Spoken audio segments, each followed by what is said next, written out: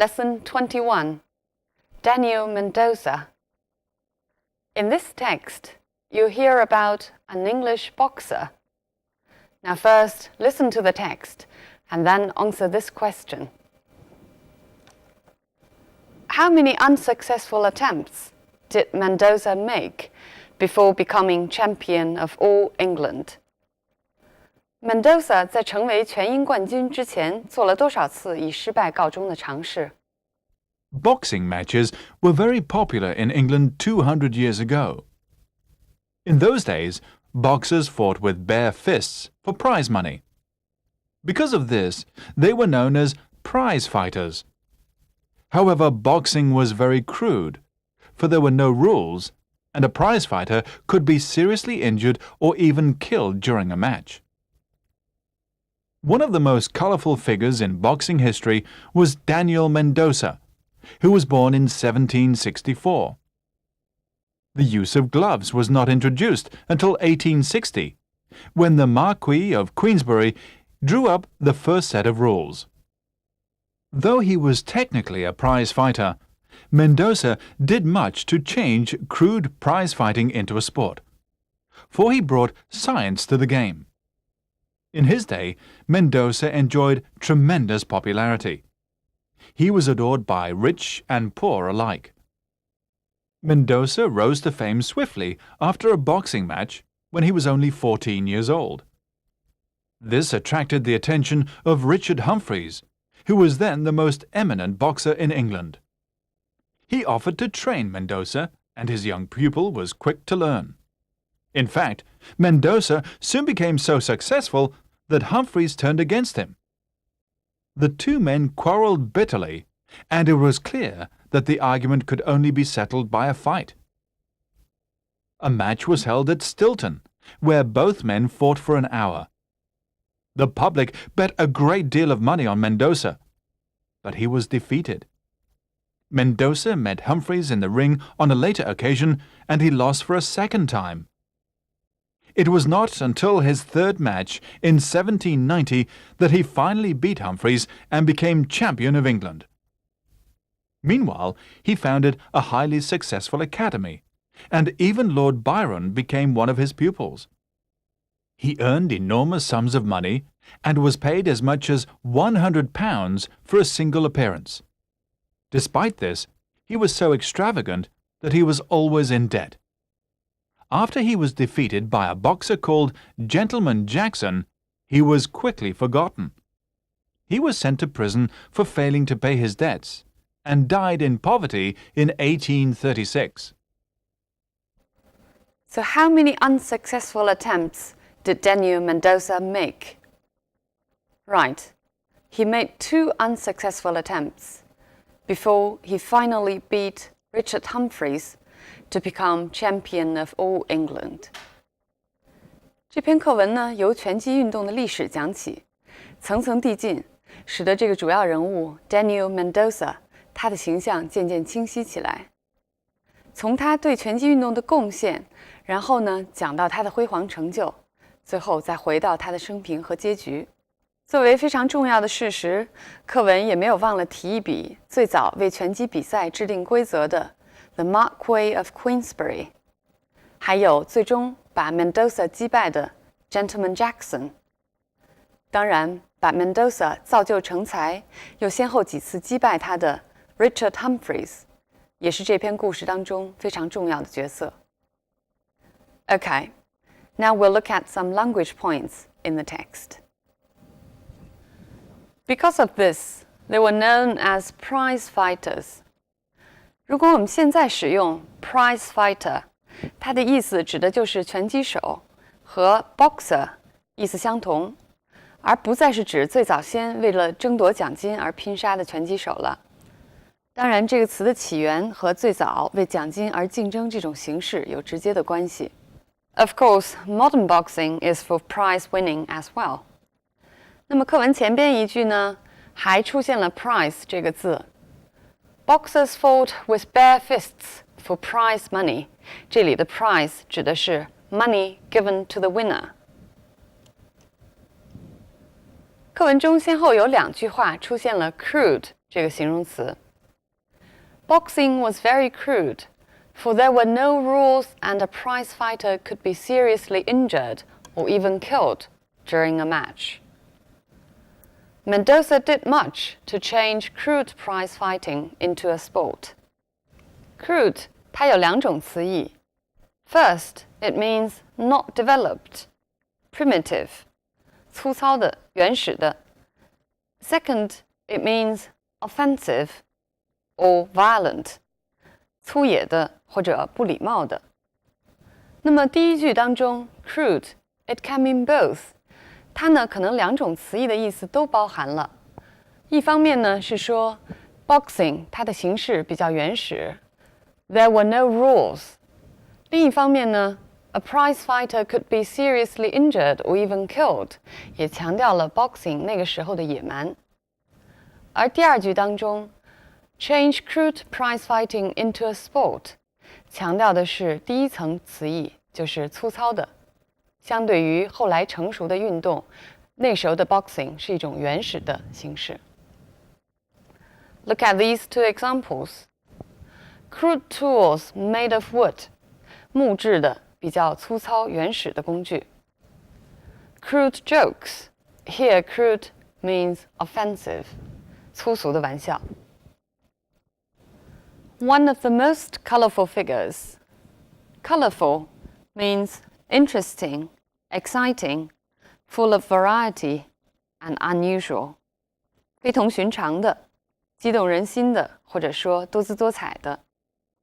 它经常可以用来形容某种人物或者生活方式。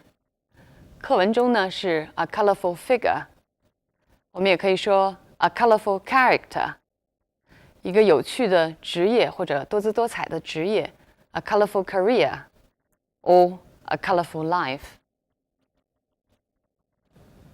The use of gloves was not introduced until 1860.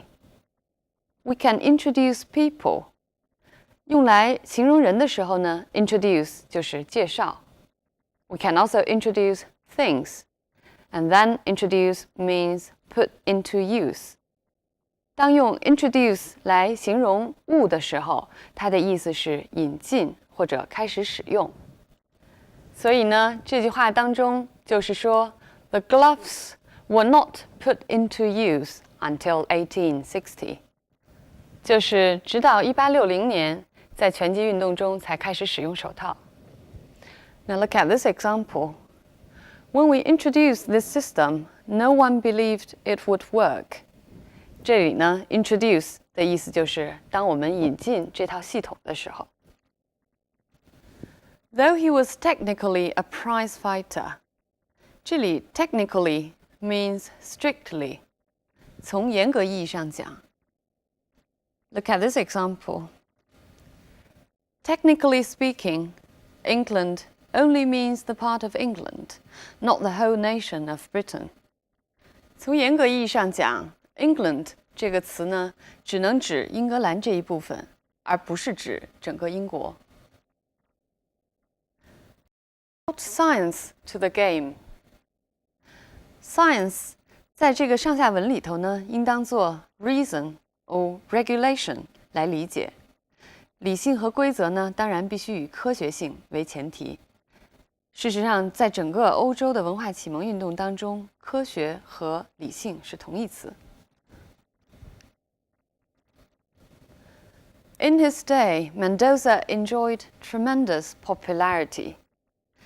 In one's day, 意思是 during the most successful part of somebody's life， 是某个人生活中的鼎盛时期。课文的开头呢，还出现了一个 day 的用法。In those days, boxers fought with bare fists for prize money. In those days means sometime in the past. 那时，当时。Mendoza enjoyed tremendous popularity. Enjoy here means have or possess, especially something positive. 那么，我们曾经在前面的课文中遇到过 enjoy 这个用法，就是说享有什么东西，它后边呢经常跟一个表示肯定意义的名词。前面课文是 enjoy civilization， 这里是 enjoy popularity， 就是非常受欢迎的意思。He was adored by rich and poor alike. Alike here is an adverb meaning equally. So here it means he was adored equally by rich and poor. 无论是穷人还是富人，都对他崇拜备至。Now look at this example. I learned a lot from teachers and students alike. It means I learned a lot from teachers and students equally. 就是说，不论从老师那里还是从学生那里，我都获益匪浅。Mendoza rose to fame swiftly. Rise to fame means become famous. 所以他马上成名了。We can also say rise to power, which means become powerful. 掌权。For example, Mussolini rose to power in Italy in 1922.